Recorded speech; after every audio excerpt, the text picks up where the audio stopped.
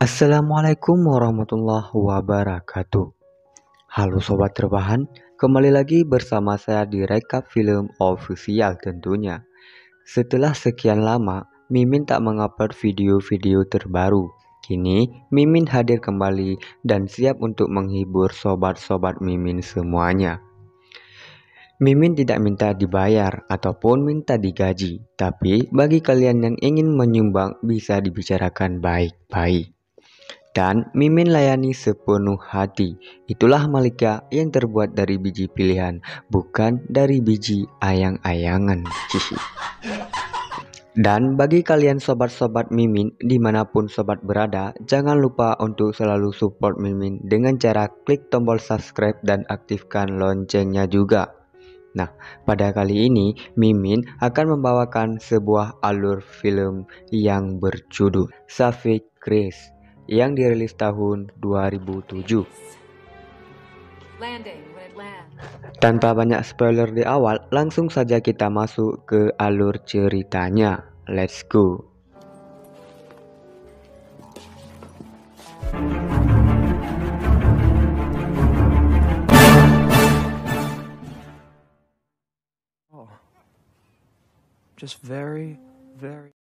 Scene diawali pada tahun 1946, tepatnya setelah 2 tahun kita merdeka. Dan diperlihatkan sebuah keluarga kecil dengan seorang ibu yang sedang menggendong anaknya. Wanita ini bernama Barbara dan terlihat juga suaminya Barbara yang bernama Frog. Barbara dan Frog datang ke sebuah pesta. Anak Barbara yang bernama, kita sebut aja Tony, diasuh oleh neneknya yaitu ibu dari Barbara. Semua yang hadir di pesta itu adalah kalangan orang-orang bangsawan atau dari golongan atas, termasuk Barbara dan Frog yang merupakan pengusaha sukses. Saat itu, Barbara dan Frog berdebat karena menurut Barbara hubungan mereka ada yang salah. Kemudian, scene berpindah pada tahun 1959. Terlihat Tony yang kini sudah besar. Tony adalah anak yang pintar dan fasih dalam berbahasa Perancis. Tak lama kemudian, datanglah sepasang kekasih untuk bertamu. Namun, sepasang kekasih itu meremehkan Barbara dalam bahasa Perancis. Namun, Barbara kesal dan memarahinya dengan bahasa Perancis.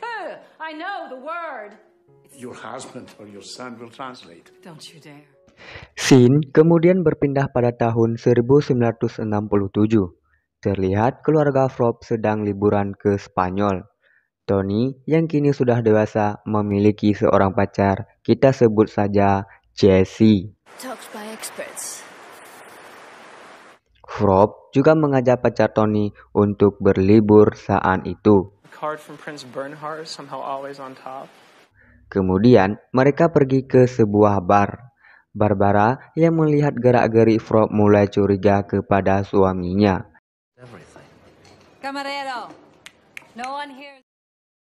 Scene kemudian berpindah pada tahun 1968. Terlihat Barbara yang sedang terburu-buru menghampiri petugas bandara. Dan bertanya tentang jadwal pendaratan pesawat. Kemudian terlihat Frog bersama seorang wanita yang tak lain adalah pacar anaknya sendiri, yaitu Jessie.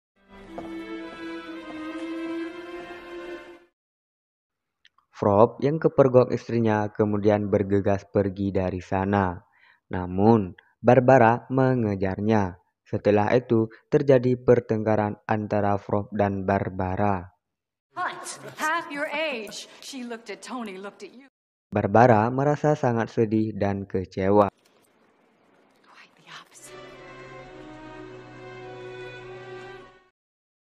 Ketika sesampainya di rumah, Barbara melihat Tony yang sedang bermain pedang-pedangan bersama teman lakinya. Agak lain ya si Tony ini. Melihat kejadian itu, Barbara hanya bisa menghela nafas dan lalu pergi. How can you live in this shithole? Untuk menghibur hatinya, Barbara menyewa seorang pria dan pria itu bernama Asep. No one remembers the sad period now, do they? Di setiap hari-harinya, Barbara ditemani oleh Asep kemanapun dia pergi.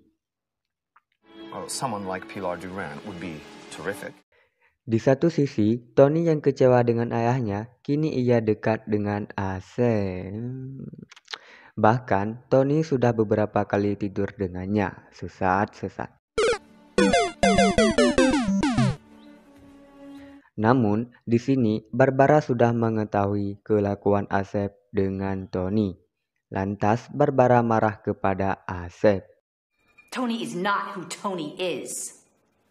Mengetahui ibunya yang kini suka marah-marah, Tony berinisiatif membuat surat untuk ayahnya agar kembali pulang bersama ibunya. Saat itu, Barbara yang sedang melukis untuk menenangkan pikirannya, namun bukannya tenang, ia malah semakin stres. Asep yang melihatnya mencoba untuk menenangkannya. Setelah itu, melakukan kegiatan berenam alias bercocok tanam.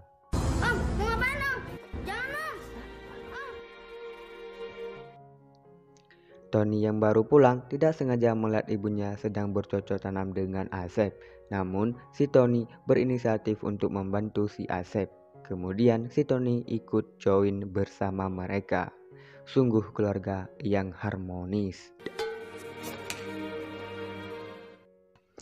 Singkat cerita, kini Barbara terlihat sangat bahagia tanpa sedih lagi. Namun, kebahagiaan itu tidak berlangsung lama karena Asep memutuskan untuk pulang kampung dan meninggalkan Barbara. Oh my god, Allah kabur. Gak bisa. Mungkin kontraknya udah habis kali ya. Barbara yang depresi mencoba mengakhiri hidupnya, namun beruntung nyawanya masih ada yang trial dan masih bisa diselamatkan. Kalau mau satu-satu, jangan satu PS5. Kemarin 5 gua kabur. Singkat cerita, Barbara yang sudah pulih dan sehat seperti sedia kala, kini ia menjalani hari-harinya bersama Tony. Tony juga berusaha untuk memuaskan ibunya. Maksud Mimin berusaha menjaga ibunya. Di sisi lain, Tony juga masih sering mengirimkan surat untuk ayahnya. Meski surat itu tak kunjung dibalas oleh ayahnya. Seperti itulah aku yang kasih kabar tiap hari ke kamu. Namun kamu hanya menganggap kabarku itu hanyalah angin lewat dan tak menghiraukannya. Saat Widih, cabe-cabean nih. Kemudian, scene berpindah pada tahun 1972. Terlihat Barbara dan Tony yang kini sudah berpindah ke London. Di sana, Barbara melanjutkan hidupnya sebagai wanita yang kaya raya. Suatu hari, saat Barbara pulang bekerja, Tony menanyai kalung anjingnya yang ia cari selama ini. Namun, Barbara mengatakan kalau ia tidak tahu dan tidak pernah melihatnya. Dan ketika mereka berdua sedang berbincang-bincang, tiba-tiba Barbara terpikirkan untuk mengobati Tony yang menyimpang alias suka adu pedang. Namun, yang dilakukan Barbara itu salah. Ia malah memegang tongkat Tony. Dan seketika si Johnny-nya Tony minta dianu. An introduction to a tailor, a clothier. Dan terjadilah aksi epik antara ibu dan anak.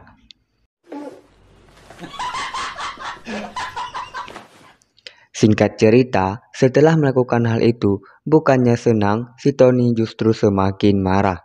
Tony kembali bertanya tentang kalung anjing kepada ibunya. Barbara merasa muak dengan pertanyaan si Tony. Inside voice. Now the dog is gone, but we still... Barbara menyuruh Tony untuk mencari sendiri kalung anjingnya tersebut. Pada akhirnya Tony berhasil menemukan kalung anjingnya itu. Namun, anehnya, Tony justru menangis dan terlihat seperti orang yang sedang ketakutan. Barbara yang melihat hal itu kemudian memarahinya. Tony pun menuduh bahwa ibunya lah yang telah mengambil kalung milik anjingnya itu. Barbara pun semakin bingung melihat Tony yang semakin tidak masuk akal, dan terjadilah perdebatan ketika mereka saling menyalahkan. We didn't fight this morning. We stayed in and read the papers. Lalu, tiba-tiba entah setan apa yang merasuki Tony. Justru ia menusuk ibunya hingga tewas. Ibunya tergeletak tak bernyawa. Tony pun kemudian menunjukkan wajah yang tak sewajarnya.